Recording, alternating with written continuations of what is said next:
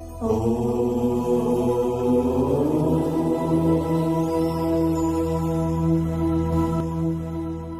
श्री स्वस्थानी माता। आज पनि श्री स्वस्थानी व्रतकथा लिएर आउने क्रममा आजको नयाँ अध्याय 20 अध्याय लिएर म टिका पौडेल हजुरहरु समक्षमा उपस्थित भइसकेको छु।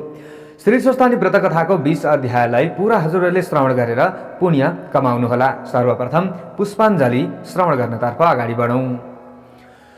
ओम यं ब्रह्मा वरुणेन्द्र रुद्र मरुतः स्तुन्वन्ति दिव्यैस्तवैर्वेदैः साङ्गपदक्रमोपनिषदैर्गायन्त्यं सामगा ध्यानावस्थित तद्गतेन मनसा पश्यन्त्यं योगिनो यस्यान्तं न विदुः सुरासुरगणा देवाय तस्मै नमः।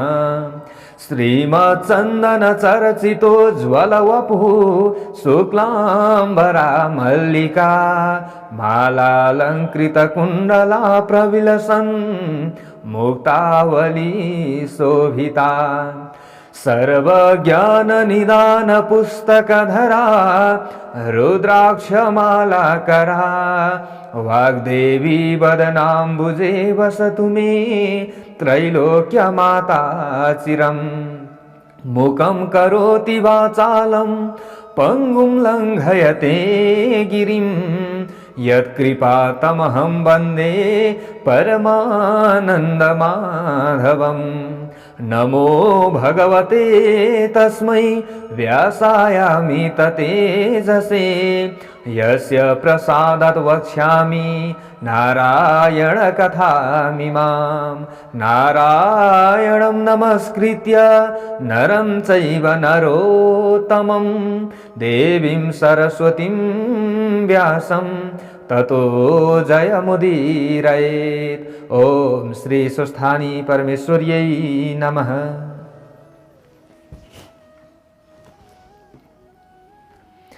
ओम श्री गणेशाय नमः। ओम श्री सरस्वत्यै नमः। ओम श्री स्वस्थानी परमेश्वर्यै नमः। अथ विंशोऽध्यायः। हे अगस्त्य मुनि, अर्को मंगलबारको बिहान पूजा प्रार्थना सकिएपछि सिद्धि विनायकको मूर्तिले भन्न लाग्यो, हे शिवभट्ट ब्राह्मण, अघि कुनै समयमा गन्धर्व लोकमा सुख सङ्गीती नामको गन्धर्व थियो। त्यसकी प्रमोदिनी नामकी छोरी थिए। त्यस्तै सुशील गन्धर्वकी सुशीला अनि स्वर वेदीकी सुस्वरा तथा चन्द्रकान्तकी सुतरा एवं सुप्रभकी चन्द्रिका नामका छोरी थिए। ती गन्धर्व कन्या अप्सराहरूको यिनै शुभ नाम थिए। फेरि ती सबै पाँचै कुमारीहरू उमेरमा पनि बराबरीका थिए। मानौ ती चन्द्रमाबाट निस्किएका चाँदनी जस्तै प्रकाशमान थिए। ती पाँच चन्द्रमा जस्तै मुख भएका, अति राम्रो केश भएका थिए र चन्द्रमाको अमृत रूपी रस भरिएका जस्ता उनका ओठ थिए। जसरी चन्द्रमाको चाँदनी सेता कमलहरूमा प्रफुल्लता सञ्चार गर्दछ, त्यस्तै गरी उनको दर्शनले हेर्नेका आँखाहरूमा आनन्दको सञ्चार हुन्थ्यो। मानौ उनीहरू सुन्दरताको डल्लो बाटै पैदा भएका जस्ता अति राम्रो रूप भएका हेरिरहँ जस्ता थिए। उनका कुचकुम्ब गोल गोल र उठेका ठाडा थिए। मानौ ती वैशाख महिनाका कमल जस्तै लाग्दथे। नयाँ पालुवाहरूले शोभिएको लहरो झैं नयाँ यौवन छचल्किएका ती अत्यन्तै सुन्दर थिए। तिनीहरू पहेँलो मिसिएको सुन जस्तै गोरा थिए। यसै कारण उनको चमक पनि सुनको जस्तै थियो। ती सुनकै अलङ्कारले शोभिएका थिए। तिनीहरूले सुनले बनेका चम्पाका फूलको माला लगाएका थिए अनि सुनकै वर्णका गुणकेशरीका फुलेका लहराले चुल्ठो सजाएका थिए अनि सुन जस्तै चम्कने सुन्दर वस्त्र धारण गरेका थिए। ती सबै सातै स्वर समूहमा, हावभावमा, नाना प्रकारका मूर्छना यानि स्वर विशेषमा, ढोलकमा ताल दिने विनोदमा, बाँसुरी मुरली वीणा बजाउनमा भिन्न भिन्न स्वरमा, मादल बजाउनमा, नाना भाँतिका नाच नाच्नमा, विविध प्रकारका चित्र बनाउने लहरमा, त्यस्तै अनेक किसिमका कलाहरूमा निपुण थिए। त्यस्ता प्रकारका ती कन्याहरू कुनै बेला वन क्रीडामा मुग्ध थिए। ती कन्या आफ्ना पिताहरूले पालिएका भएर पनि कुबेरका बगैँचाहरूमा डुलफिर गर्दथे। यस्तैमा कुनै एक दिन ती सुन्दरी कन्याहरू गौरीको आराधना गर्नका लागि कुनै स्वच्छ सरोवरमा गए। फेरि तिनीहरूले त्यस तलाउ यानि सरोवरबाट राम्रा राम्रा सुनका कोष जस्ता कमलका फुलहरू टिपेर ती राम्रा फुलहरू लिएर वैदुर्य मणि तथा शुद्ध स्फटिक र सफा स्वच्छ मुगा जस्तो जल भएको तलाउमा नुहाएर अर्को वस्त्र पहिरेर अनि चुपचाप त्यहाँको सुन मिलेका बालुवाहरूको भुइँमा सानो ढिस्को उठाएर पार्वतीको मूर्ति बनाउँदा भए। अनि केशर मिलेको सेतो चन्दनले सिँगारिएकी ती पार्वतीलाई राम्रा राम्रा कमलका फुलहरूले र नाना प्रकारका उपचार धूप दीप नैवेद्य आदिले पूजा गरेर अत्यन्त भक्ति भावले भरिएका ती कुमारीहरू नाना प्रकारका ताल यानी बाजाको ध्वनि पूर्वक त्यतिखेर त्यहाँ नाच्दा ती मृग नयनीहरूले गान्धार स्वरको आश्रय अर्थात् उत्थान गरेर खूब राम्रो स्वरले तीखो ध्वनि भएको मूर्छना नामको ध्वनि पूर्वक गीत गाए।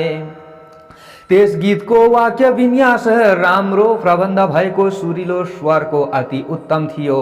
हर्षको रस वर्षाउने त्यो सुरिलो स्वर भएको ठाउँमा ती कन्याहरू नाचमा अत्यन्त मस्त रहेको बेलामा तब त्यो अछोद नामको उत्तम तीर्थमा स्नान गर्नका लागि वेदनिधि मुनिका छोरा प्रसिद्ध बेटा उहाँ आए।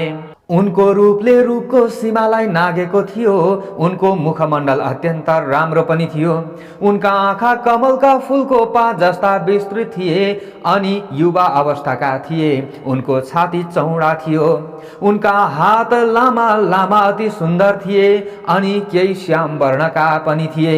मानौ उनी दोस्रो कामदेव नै हुन् कि जस्ता थिए। उनी ब्रह्मचारी थिए। उनको शिरमा यामानको टुप्पी शोभायमान थियो। हातमा दण्ड लिएका उनी मानव धनुष लिएका कामदेव जस्तै थिए। उनले मृग चर्मका वस्त्र धारण गरेका थिए। जनै पहिरेका थिए। सुन जस्तो चम्किने मुजको मोटो कन्धनी पनि कमरमा धारण गरेका थिए। त्यहाँ त्यस तलाउको तटमा ती बालकहरूले ती ब्रह्मचारी बटुकहरूलाई एकाएक देखेर आश्चर्यले चकित भएका छँदा अत्यन्त रमाए र हाम्रो आँखाको अतिथि समान यो को होला भनी ठानेर टोलाउँदै सोच्न थाले। अनि ती बालाहरूले आफ्नो नाचगान छोडेर तिनैलाई एक टकले हेर्दा हेर्दै ब्यादाले हरिणीहरूलाई बाणले बेधे झैं तिनीहरू पनि कामका बाणले बेधिए। उनलाई देखेर लट्ठ भएका ती पाँचैवटी कन्या ती जवान ब्राह्मण कामदेव पो हुन् कि भन्ने भ्रममा परेर हडबडाउँदै हेर हेर यस्तो भन्न थाले। अनि आफ्ना कमलको जस्ता बडा बडा आँखाले बारम्बार तिनलाई मन मनै पूजा गरेर अर्थात् हेरिरहेर त्यसपछि ती कन्याहरूले परस्परमा विचार गर्न लागे। यदि यो पुरुष कामदेव नै भएको भए रतिलाई साथमा नलिई किन घुम्थे? यदि यी अश्विनी कुमार देवता भएका भए निश्चय नै ती दुवै भाइ साथैमा रहन्थे। त्यसकारण कि त यी गन्धर्व हुन् अथवा कुनै किन्नर हुन् अथवा इच्छा अनुसारको रूप धारेका कुनै सिद्ध हुन् अथवा यी कुनै ऋषि पुत्र हुन् अथवा कुनै उत्तम पुरुष नै हुन् अथवा यो कोही होस् पक्कै पनि ब्रह्माजीले हाम्रै लागि सृष्टि गरेका हुन्। जस्ता प्रकारले भाग्यमानीहरूको लागि पूर्व जन्मका कर्म अनुसार खजाना प्राप्ति हुन्छ त्यस्तै प्रकारले हामी कुमारीहरूका लागि कल्याण रूपी जलको तरङ्गको लहरले चित्त पग्लेकी पार्वतीले यो उत्तम वर पठाइएको हो। त्यसकारण यस वरलाई मैले बरेँ तैँले बरिस् त मैले पनि बरेँ। तिमीहरूले मात्रै बर्ने मैले पनि बरेँ। म किन छोडौँ मैले पनि बरेँ। तिमीहरू भन्दा म के कम छु लौ मैले पनि बरेँ भन्दै यस्ता प्रकारले ती पाँचैवटीले परस्परमा बोलिरहेको बेलामा त्यहाँ तिनीहरूको त्यस्तो कुरो सुनेर ती महर्षि कुमारले आफ्नो मध्याह्नको नित्य क्रिया सकेर अनि ती बटुक प्रसिद्धले पनि तिनको कुरो आफ्नो हृदयमा विचारेर यो विघ्न आइलाग्यो भन्ने ठाने।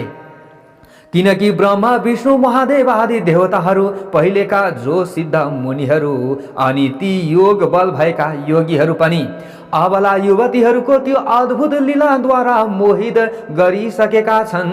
धनुषधारी कामदेवले आँखी भुइँ रूप बलियो धनुबाट छाडेका युवतीहरूको नेत्र रूपी तीखा बाणले हानिएपछि कसको मन रूपी मृग ढल्दैन र? नीतिपूर्वकको धैर्य तबसम्म मात्रै रहन सक्छ, तबसम्म मात्रै जनताको भय भइरहन्छ, तबसम्म मात्रै चित्त अत्यन्त दृढ रहन्छ, तबसम्म मात्रै कुलको ख्याल रहन्छ, तबसम्म नै तपको तुजुक रहन्छ, तबसम्म मात्रै मनुष्यले यम नियम आदिको पालन गर्न सक्छ।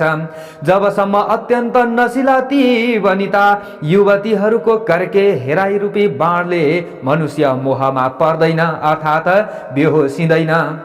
युवतीहरूको मिठा मनोहर नखराले विषयमा हिरिक्क हुने जनहरूको मनलाई मोहित गराउँछन्, एकदम उन्मत्त बनाउँछन्। तसर्थ यी अहिले मलाई पनि मोहमा पार्दछन् र पक्कै पनि उन्मत्त बनाउँछन्। तसर्थ अब कुन उपायले मेरो यो आश्रम धर्मको रक्षा हुन सक्छ? मासु रगत मलमूत्रले भनेको अति अपवित्र घिनलाग्दो स्त्रीहरूको शरीरमा सुन्दरताको कल्पना गरेर एकदम मूर्ख मूढ चित्त भएका कामुकहरूले झैँ संयमी धीर विचारवान जनले तिनमा लठिएर रमण गर्नु हुँदैन। किनकि निर्मल बुद्धि भएका विद्वानहरूले स्त्रीहरूको संसर्ग नै आश्रम धर्ममा रहनेहरूका लागि भयङ्कर हुन्छ है भनेर बताएका छन्।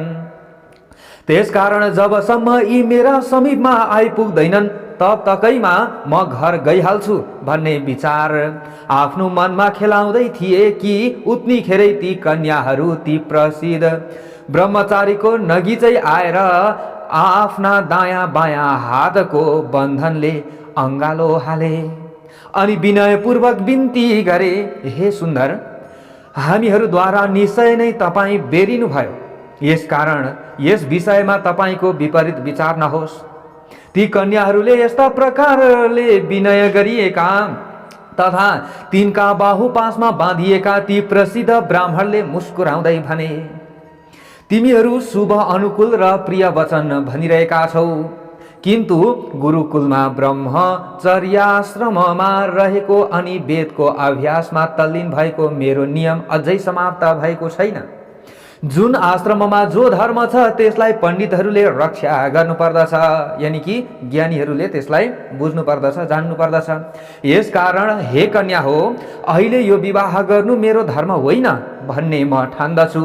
ती ब्रह्मचारी बटुक प्रसिद्धको यस्तो कुरो सुनेपछि तब ती कन्याहरूले वैशाखमा साफ गलाले मिठो ध्वनि बोल्ने कोइलीहरूले बोले झैं तिनलाई मिठो बोलीले भने, धर्मले धन, धनले गृहस्थाश्रम, गृहस्थाश्रमले धर्मका फलको उदय हुन्छ भन्ने शास्त्रहरूको यही निश्चय रहेको छ, शास्त्रहरूको यही नै निश्चय छ भनी विद्वानहरूले ठोकुवा गरेका छन्। धर्मको अधिकताको उही गृहस्थाश्रम जमाउने काम तपाईका सम्मुख उपस्थित भएको छ। यसकारण विविध प्रकारका भोगहरूले उसको उपभोग गर्नुपर्दछ, तब यो भूमि नै स्वर्ग भूमि जस्तै हुन्छ। तिनीहरूको त्यस्तो वचन सुनेर ती प्रसिद्ध ब्रह्मचारीले गम्भीर बाणीले फेरि भन्न लागे, तिमीहरूको कुरो साँचो हो, किन्तु म गुरुकुलको आफ्नो नियम समाप्त गरेर गुरुको आज्ञा पाएर मात्रै अनि सबै विवाह आदि कर्म गर्नेछु। त्यसै बीचमै आफै बाठो भएर विवाह म गर्दिन। उनले यति भनेपछि फेरि ती कन्याहरूले भन्न लागे, हे सुन्दर, तपाईँ सचमुच मूर्ख प्रतीत हुनुहुन्छ भने ती कन्याहरूले। दिव्य औषधि, दिव्य रसायन खानीहरूको सिद्धि, उत्तम कलाहरू, सुन्दरी स्त्रीहरू, मन्त्र तथा धर्मबाट प्राप्त भएको धर्मको रस पनि जब यी स्वयं प्राप्त हुन्छन् त बुद्धिमानले यस्ता कुराहरूलाई छोड्नु हुँदैन। संयोगले नै यदि कार्यको सिद्धि प्राप्त भयो भने नीति जान्ने व्यक्तिले त्यसमा उपेक्षा गर्नुहुन्न, किनकि उपेक्षा गर्नाले फेरि फलको लाभ हुँदैन। त्यसकारण दीर्घसूत्री बनेर आलस्य वा टाल मटोल गर्नु राम्रो ठानिन्न।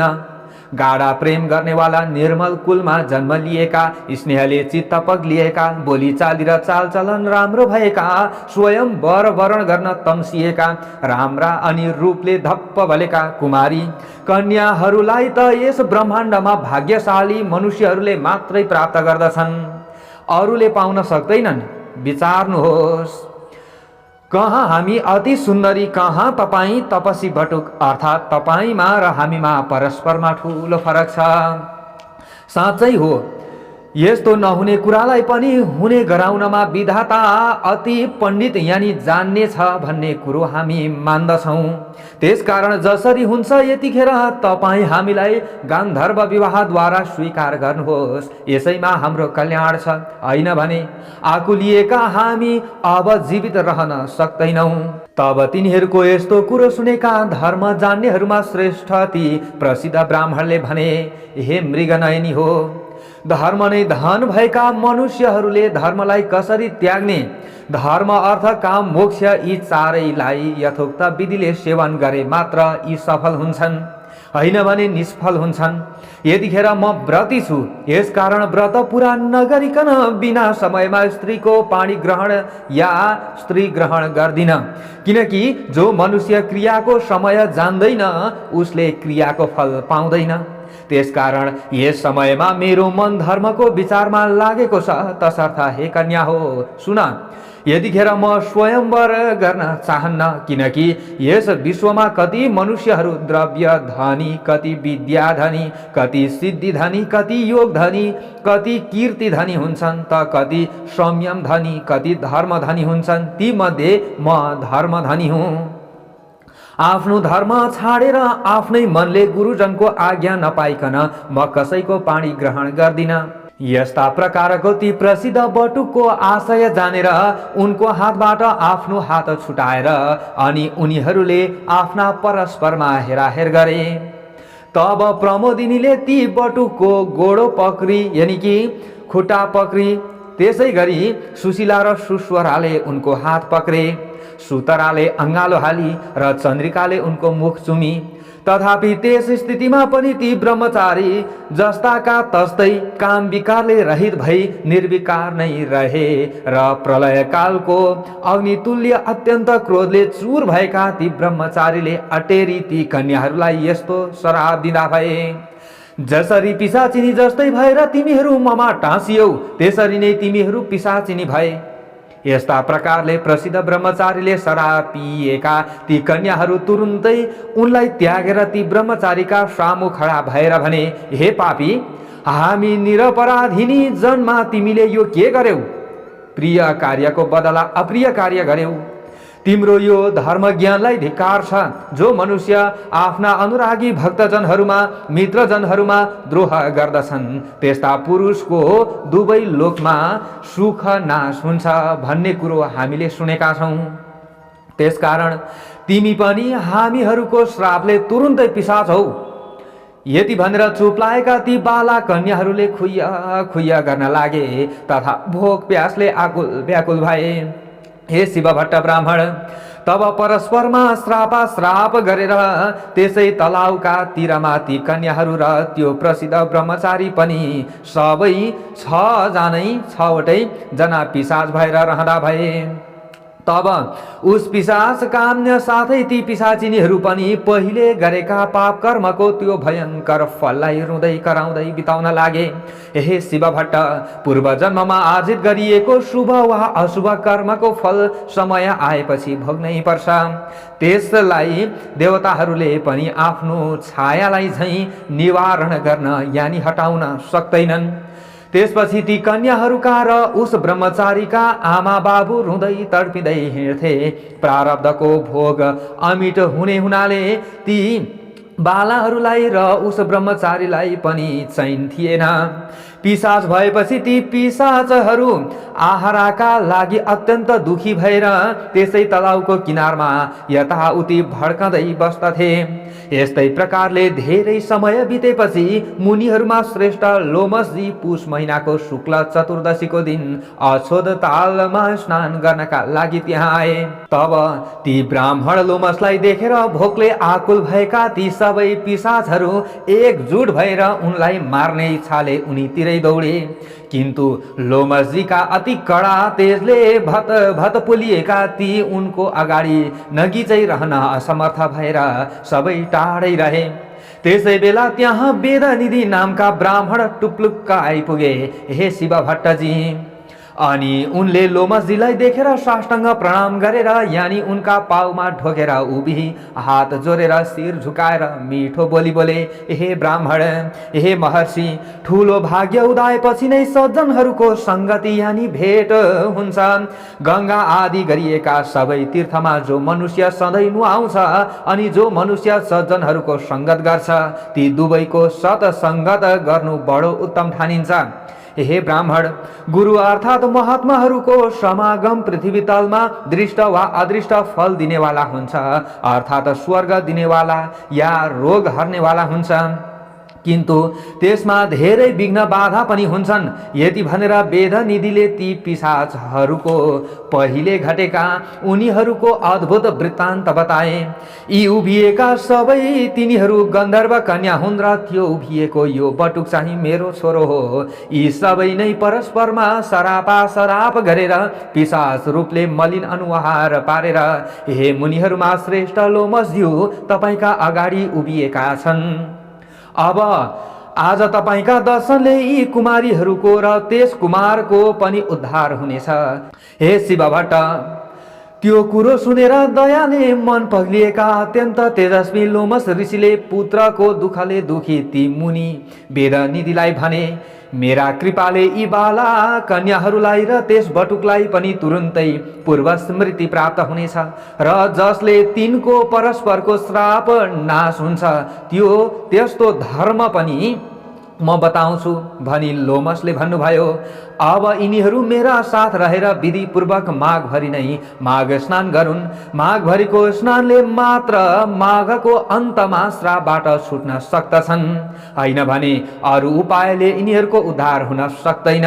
हे वेदनिधि, श्रापरूपी पापको फल र मनुष्यहरूको पापको नाश तीर्थहरूमा माघ स्नान गर्नाले मात्रै हुन्छ। मेरो यस्तो निश्चित बुद्धि यानी निश्चय छ। 7 जन्मदेखिको पाप र वर्तमान जन्ममा गरिएको महापाप पनि विशेष गरेर पुण्य तीर्थमा गरिएको माघ स्नानले नै सारा डर्दछ अर्थात् नाश हुन्छ। मुनीश्वरहरू जुन पापको कुनै प्रायश्चित्त देख्दैनन् त्यस्तो पाप पनि पुण्य तीर्थमा माघ स्नान गर्नाले नाश हुन्छ भन्दछन्। जानी नजानिकन आफ्नै मनले कोही जन माघ स्नान गर्छ भने त्यस स्नानले त्यो मोक्ष फलको भागी हुन्छ। हिमालयको पर्वतीय प्रान्तमा रहेको तीर्थमा अर्थात् देवघाटको त्रिवेणीमा गरिएको माघ स्नान सारा पाप नाश्ने हुन्छ। त्यसकारण अब यी कन्याहरू र तिम्रो त्यो छोरो तथा तिमी पनि सबै सद्गति चाहनेहरू मेरा साथ देवघाटको त्रिवेणीमा हिँड। त्यहाँ देवताहरूलाई पनि दुर्लभ हुने माघ स्नान माघभरि सबै एकै साथ गरौँ। त्यही नै पापबाट उत्पन्न भएको यो पिशाचत्वबाट यिनीहरू तुरुन्तै छुटकारा पाउनेछन्।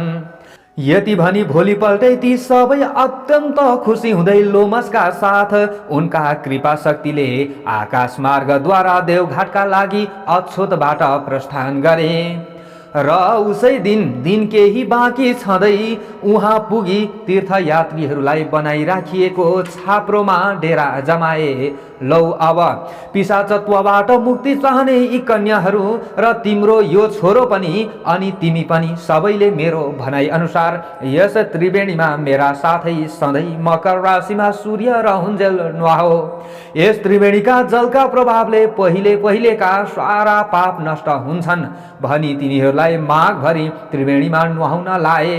त माघको अन्तमा ती सबै पिशाचत्वबाट छुटेर पहिलेकै रूपमा अर्थात् पहिले जस्ता थिए उस्तै रूपमा उस्तै भेषमा प्राप्त भए। तब वेदनिधिले आफ्नो छोरालाई र ती दिव्य रूपका कन्याहरूलाई देखेर भित्रैदेखि प्रसन्न चित्त भएका छँदा श्रद्धापूर्वक लोमसको स्तुति गरेर भने, तपाईँको कृपाले मात्रै पाप रूपी समुद्रबाट यिनीहरूले पार पाए। हे ऋषीश्वरहरूमा श्रेष्ठ प्रभु, अब यी बालबालिकाहरूलाई के गर्ने, यसबारे उचित कुरो आज्ञा होस्। तब लोमसले भन्नुभयो, यो कुमार वेद पढिसकेको र आश्रमको नियम पनि पूरा गरिसकेको पठ्ठो छ, तसर्थ अब यो केटो आफूमा प्रेम गर्ने यी 5वटीको करकमल पक्रोस्, यानि कि अर्थात् पाणी ग्रहण गरोस्। त्यसपछि लोमसका आज्ञा लिएर अनि आफ्ना बाबुको वचनले विवाहका लागि चाहिने आवश्यक शुभ वस्तुहरू लिएर त्यहाँका रैथाने ऋषिहरूद्वारा पढिएका वेद मन्त्रका ध्वनिहरूले मङ्गलाचार गरिएको त्यो धर्मात्मा ब्रह्मचारीले विवाहको विधिले तुरुन्तै त्यही धर्मपूर्वक ती 5वटी कन्याहरूको हात पक्रियो, अर्थात् तिनीहरूसित विवाह गर्यो। तब आफ्नो मनोरथ पूरा भएका ती सबै कन्याहरू आनन्दले मस्त हुँदा भए त्यो पठ्ठो कुमार पनि प्रसन्न भयो। त्यसपछि ती वरवधुलाई गार्हस्थ्य धर्मको शिक्षा र परस्परमा श्रापका कारणले मात्रै प्राप्त भएको यो संयोगको फल र मेरा आशीर्वादले प्राप्त भएको सारा ऐश्वर्य प्राप्त गर। अनि यस्तै रूप रङ्ग उमेरमै रहेर यस्तै रहिरहेको यस पतिका साथ आउने प्रलय कालसम्म रहिरहो भन्ने आशीर्वाद दिएर हिँड्न लाग्दा ती वरवधुहरूद्वारा र वेदनिधिले श्रद्धा भक्तिपूर्वक नमस्कार प्रणाम ढोग गरिएका ती लोमस ऋषि पनि देवताहरूले निवास गरिएको मेरु पर्वतको आफ्नो आश्रममा जाँदा भए। अनि वेदनिधि पनि 5वटी बुहारी र छोरोलाई अघि लगाएर हर्षित हुँदै कुबेरको नगरी अलकापुरीमा गए। विवाह भएको 7 वर्षसम्म पनि ती परिहरूमा सन्तान नभएकोले तब फेरि अछोदमा मकर स्नान गर्न आएका लोमस ऋषि भाठाउँ ती 5 परिहरू पति सहित गएर उनलाई ढोगी आफ्नो दुःख हवाल बिन्ती चढाएर लोमस ऋषिले उनीहरूलाई भन्नुभयो, सन्तानका लागि अब तिमीहरू सबैले पतिका साथै यसै अछोदमा लगालग 3वटा माघका मकर स्नान विधिपूर्वक गर्नुपर्छ, अनि मात्रै तिमीहरूलाई सन्तान हुनेछन्। लोमसका आज्ञा अनुसार उनले बताए बमोजिम उनीहरूले 3वटा मकर स्नान गरेपछि तिनले घ्यालघ्याल्ती छोराछोरी पाए। तसर्थ हे शिवभट्ट ब्राह्मण, तिमी पनि यो देवघाटको त्रिवेणीमा विधि नियमपूर्वक पत्नी सहित भई लगालग 3वटा माघ भरि मकर स्नान गर त, अनि म तिमीलाई आकाशमा सूर्य चन्द्र रहुन्जेल नाम चलिरहने सन्तान दिनेछु। यति भनी सिद्धि विनायक चुप लागे। हे अगस्त्य मुनि, तब सिद्धि विनायकले बताए बमोजिम शिव भट्टले विधि विधान सहित मकर राशिमा सूर्य सरेको दिन माघे संक्रान्तिदेखि माघ मसान्तसम्म नियममा रहेर 3वटा माघ स्नान पुरा गरे। देवघाटमा माघ स्नान गर्दा प्रत्येक माघका 30 दिनसम्म नै दिनहुँ कुनै न कुनै वस्तु दान गर्ने गर्थे। माघको पहिलो दिन माघे संक्रान्तिमा बिहानै त्रिवेणीमा नुहाई धुवाई घर आई तिलका झिक्राले जिउ सेकाई ब्राह्मण दम्पति बोलाई तिनलाई तिलका लड्डु भुटेको तिलमा सखर घिउ हाली मुकुरियाएको तिल भुङ्ग्रोमा पोलेको वा आगो माथिको पानीमा उसिनेको तरुलका टुक्रा, त्यस्तै सखरखण्ड, सुठुनी, आलु, पिँडालु एवं बोहतामा भरी घिउ तथा सखरका डल्ला अनि ती दम्पतिलाई नै खिचडी खान प्रशस्त पुग्ने गरी 1 माना वा बेसी नै मसिना नयाँ चामल, त्यति नै दलेको मासको खोस्टे दाल, त्यस खिचडीमा हाल्न चामलको आधा नापको घिउ अनि अरू तरकारी अचारका लागि चाहिने सरसामानले टन्न भएको सिधा र लगाउने तयारी उनी कुनै लुगा वा ओढ्ना वा सुती धोती उपरना आदि दान दिन्थे। गरिब गुरुवालाई पनि तिलका लड्डु र गुणका डल्ला बाँडिदिन्थे। आशाले आउनेहरूको पनि पोल्टो भरिदिन्थे। अनि अरू प्रत्येक दिन चाहिँ दाउरा कम्बल वस्त्र जुत्ता घिउ तेल ढस्ना तकिया दोलाही पाखी अन्न सुन कमण्डलो अखण्ड दीप तथा कंगालहरूलाई भोजन लुगा फाटा भरभराउँदा मकल तातो दूध हलुवा पुरी तयारी खिचडी जुलेबी एवं जाडोले थुरथुर्याइएका कंगालहरूलाई कम्बल र खाना आदि गुप्तदान अनि चटाई गुन्द्री बर्का काने टोपी तयारी लाउने लुगाहरूमध्ये कुनै न कुनै एउटा चिज ब्राह्मणहरूलाई दान दिने र गरिबहरूलाई बाँडिदिने गर्थे। यसै गरी 3वटा माघभरि मकर स्नान गरिसकेपछि लगत्तै आउँदो मङ्गलबार सिद्धि विनायकको पूजा गर्न गएका शिवभट्ट दम्पतिले पूजा गरिसकेपछि सन्तान प्राप्तिका लागि प्रभुको आज्ञा अनुसार 3वटा मकर स्नान विधि पूर्वक हामीले पूरा गर्यौं। हे प्रभु, अब हामीलाई प्रभुको करार अनुसार सन्तान दिनुहोस् भन्ने प्रार्थना गरिरहेका ती भक्त शिवभट्ट दम्पतिलाई सिद्धि विनायकले भने, हे शिवभट्ट दम्पति, आजको 8औं दिनमा बिहानै आई यसै गरी मेरो पूजा गर्नु र उसै बेला एउटी गाई आएर तिम्रो मुख हेरिरहनेछन्। तिमीले पनि गाईको मुख हेरेर पूजा गर्नु अनि गाईले गोब्र्याउने छन्। त्यो गोबर भूमिमा खस्न नपाउँदै हातमा थापी घर लैजानु र तसलामा राखी माथिबाट तसलेले छोपिदिनु। 4 दिनपछि हेर्नु कन्या उत्पन्न भइराखेकी हुनेछन्। छोरो भने तिमीले पूर्व जन्ममा राखेका छैनौ। यति विनायकको आज्ञा सुनि शिव भट्ट ब्राह्मण र सती ब्राह्मणी सिद्धि विनायकलाई दण्डवत प्रणाम गरी घर फिरे। उता सिद्धि विनायक पनि अन्तर्धान हुनुभयो। त्यसको 8 दिनपछि मंगलबार बिहानै समस्त पूजा सामग्री लिई दुवै स्त्री पुरुष सिद्धि विनायकको मन्दिरमा गई पूजा गर्न लाग्दा एउटी गाई आएर हेरिरहिन्। अनि शिव भट्टले सिद्धि विनायकको पूजा सकेर गाईको पनि पूजा गरे।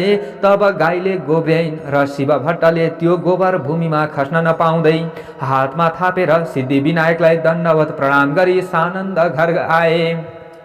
अनि त्यो गोबर तसलामा राखी माथिबाट तसलैले छोपिदिए। 4 दिन भयो र माथिको तसला झिकी हेर्दा कन्या उत्पन्न भइरहेकी देखे। कस्ती कन्या भने मध्याह्न कालका सूर्य जस्तै तेज भएकी, पूर्ण चन्द्र जस्तै मुखमण्डल भएकी, बासुकी नाग झैं हात पाउ भएकी र बाघको जस्तै कमर भएकी, सावित्रीका जस्तै पैताला भएकी। त्यस्तै परम सुन्दरी कन्या देखेर शिव भट्ट र सती अत्यन्त हर्षित भई तसलाबाट झिकेर निदान गरी राम्रो सुरक्षा गरी पाले। त्यस बालिकालाई खान दूध भएन र फेरि सिद्धि विनायकको मन्दिरमा गई पूजा गरे।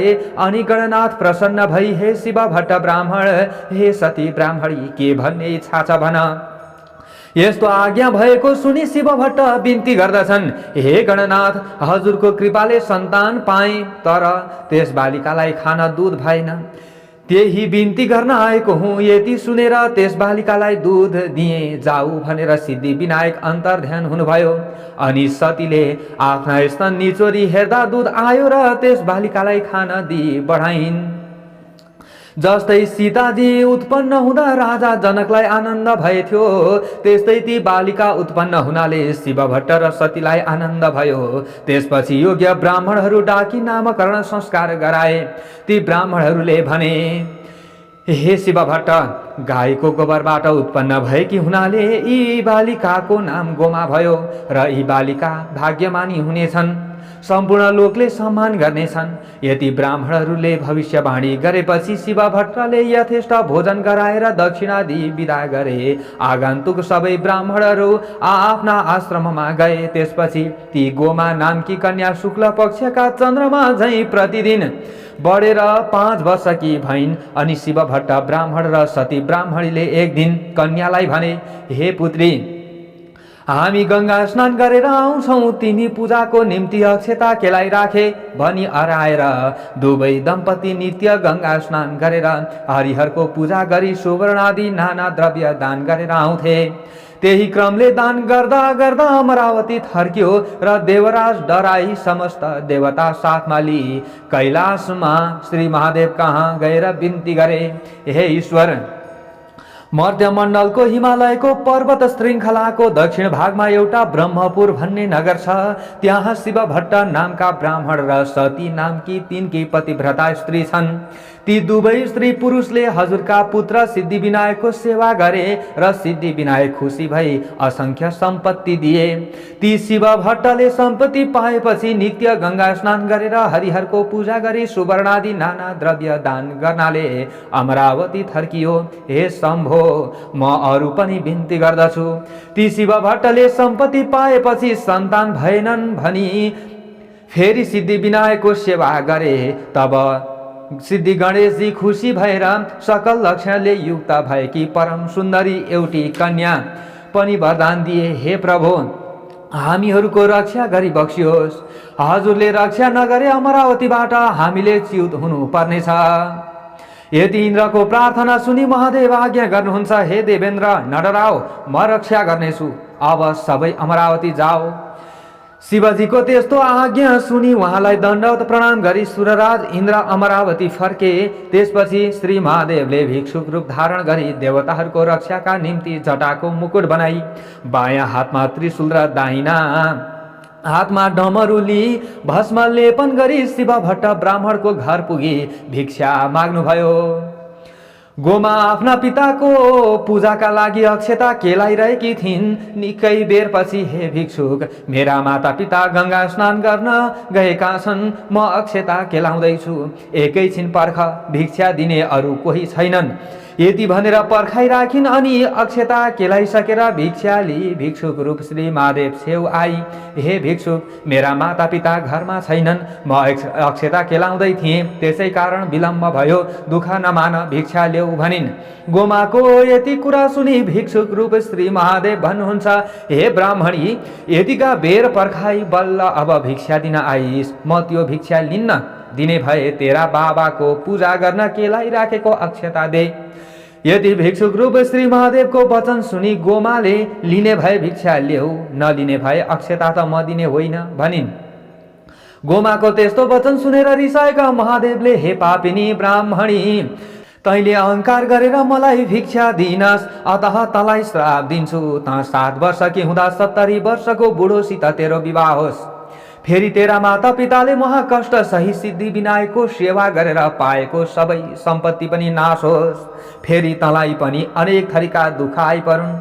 फेरि तेरा माता पिता पनि चाँडै नै मरिजाउन्। यति 4 थोक तँलाई श्राप दिए। यति भनी त्यो भिक्षा पनि नली त्यहाँबाट अन्तर ध्यान भई कैलाशमा पुग्दा भए। इति श्री स्कंद पुराणे केदार खंडे माघ महात्म्ये कुमार अगस्त्य संवादे श्री स्वस्थानी परमेश्वर्या व्रत कथायां गोमोत्पत्तिर्नाम 20ोऽध्यायः। ओम उपनयतु मंगलम वह सकल जगन मंगलालय श्रीमान दिनकर किरण निबोधित नवनलिन दल निभेक्षण कृष्ण काले वर्षतु पर्जन्यः पृथिवी सस्यशालिनी देशोऽयं क्षोभरहितो ब्राह्मणः सन्तु निर्भयः अपुत्रः पुत्रिणः सन्तु पुत्रिणः सन्तु पौत्रिणः निर्धनः सदनः सन्तु जीवन्तु शरदां शतं तत्रैव गंगा यमुना च तत्र गोदावरी सिन्धु सरस्वती च तीर्थानि सर्वाणि वसन्ति तत्र यत्राच्युतोद्धार कथा प्रसङ्गः या कुन्देन्दु तुषारहार धवला या शुभ्रवस्त्रावृता या वीणा वरदण्ड मण्डितकरा या श्वेतपद्मासना या ब्रह्माच्युत शंकर प्रभृतिर्देवैः सदा वन्दिता सा मां पातु सरस्वती भगवती निशेष जाड्यापहा कायेन वाचा मनसेन्द्रियैर्वा बुद्ध्यात्मना वा प्रकृति स्वभावात् करोमि यद्यत् सकलं परस्मै नारायणायेति समर्पये तत्। ओम श्री स्वस्थानी परमेश्वर्यै नमः।